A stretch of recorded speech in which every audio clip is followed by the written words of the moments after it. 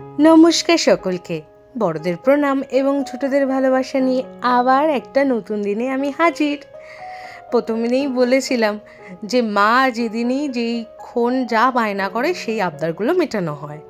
তো আজকে সকালেই প্রথমেই মা বায়না করে বসলো আমাকে দক্ষিণেশ্বর নিয়ে যেতে হবেই। তোমাদের ভিডিও দেখে আমার যেতে খুব ইচ্ছা করছে, আমি তো যাবই। বাপি বলল ওকে, কোনো প্রবলেম নয়, চলো। তাড়াতাড়ি গাড়ি বার করে চারজনে সেজে গুজে রেডি হয়ে স্নান করে বেরিয়ে পড়লাম দক্ষিণেশ্বরের উদ্দেশ্যে।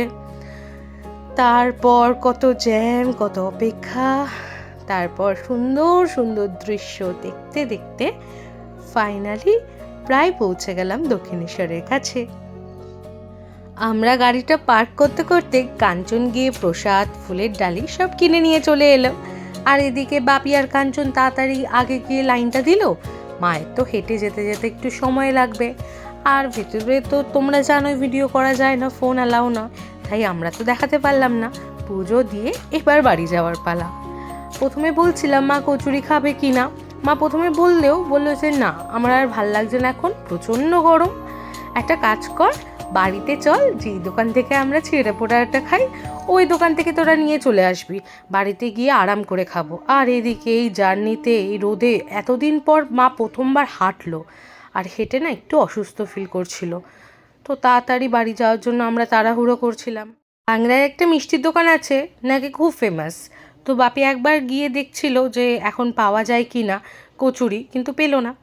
আর আমি আবার নিয়ে চলে এসেছি সেই ছেঁড়া পরোটা আর ঘন ঘন ঘুগনি। হিরোইনকে দেবো। ম্যাডাম লাইট চালো না, ম্যাডাম লেডিস ফার্স্ট না, আমাদের হিরোইন ফার্স্ট।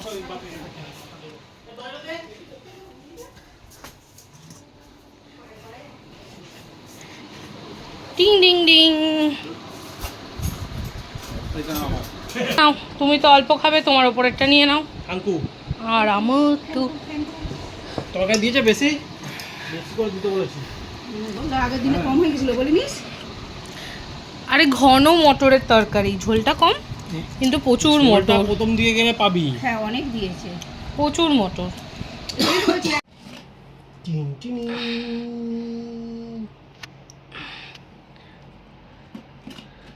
রেখে দাও, মা আসলে বকবে। আমি একা খাবো।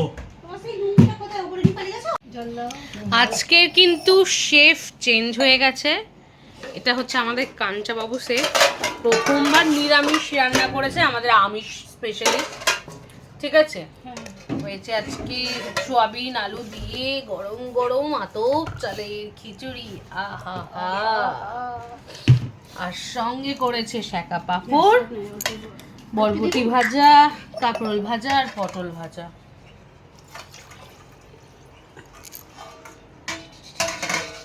আলু ভাজা করে দিই। হ্যাঁ করেছে। এই আলু ভাজা করি কেটে ছিঁড়ে দিয়েছে, এটা আলু আছে। খুব পাগলা। এতে আর কি হবে? ধরে নাও, আমাকে অল্প দিন। এটা মাছ এই হাতে করি না তো আমাদের চামচ আছে। নাও আমার এখানে চামচ, এই চামচ থেকে ছিঁড়ে চলে গেল। ঝালাই আছে। এই জানো আরে ঘিয়ে চামচটা নিয়ে তোমাকে দিয়ে দিচ্ছি। হ্যাঁ, সাথ দিস না। এই যত সবই আমার কথা বলে আছে, সব ফেরত দিয়ে দাও। এই আলোটা জ্বালা হলো না, মানে অন্ধকার লাগছে না না। কিছুতে দেখতে ভালো লাগছে। এই খিচুড়ি তো পড়ে যেত। দারুণ হয়েছে কিন্তু কাঞ্চন। পটল ভাজা আজকে কিন্তু বেড়েও দিচ্ছে একজন আমাদের শেফটাই। পাঁপড়টা দাও, পাঁপড়টা দাও, পাঁপড়টা। বাবাটা দেখিয়ে দিয়েছে আগে। বড় পটল ভাজা। আমি রান্না করেছি বলে 3টে পটল ভাজা, একটা খেয়ে নেবে। মানাকে দিদা এ নাও মা। বাবাকে দিদি, বাবা তো ডিম করাই খাবে না। বলছি পাঁপড়ের উপরেই তো খিচুড়িটা দিয়ে দিতে পারতে, ওটাই তো থালার সমান। আরে বার করো। দিচ্ছি, পরে দিচ্ছি, খাব না, ঠান্ডা হোক। ওকে চলো, আমরা তাহলে আজকে দারুণ একটা লাঞ্চ করে ফেলছি। বাবাকে দেবো? না না না, হ্যাঁ বেশি করে না না, খেতে হবে। হ্যাঁ এই দেখো, এত বড় একটা মানুষ, সে বরবটি খায় না। আর ওটা কম দামে খাবো বলে খাই না। ভালো লাগছে তো। বরবটি খায় না, ছাতু খায় না, উপমা খায় না। তার কথা শুধু সুজি মিষ্টি হতে হবে, ঝাল হওয়া হবে না। আরে যে সবজিগুলোর দাম কম সেগুলো আমার ভালো লাগে না খেতে। হ্যাঁ হ্যাঁ, সেই সত্যি তো ঘিয়ের গন্ধ নেই কোনো। একদম দেবে না, একটু- একদম একটু- দেবে না। একটু- একটু আগে আমাকে কথা শোনাচ্ছিল। সবাইতে দিয়ে দে, এত সোয়াবিন করেছে আমার। দিয়ে দাও না। গরম দাঁড়াও। হেভি হয়েছে। দাও দাদা, চামচটা ঘেটে দিই। একদম নিয়ে নে। ঘিটা নিয়ে নিল, নিয়ে রেখে ঘি দিয়ে দিল। এই গরম গরম কামিনী আতপের খিচুড়ির সাথে আজকের দিনটা শেষ করলাম।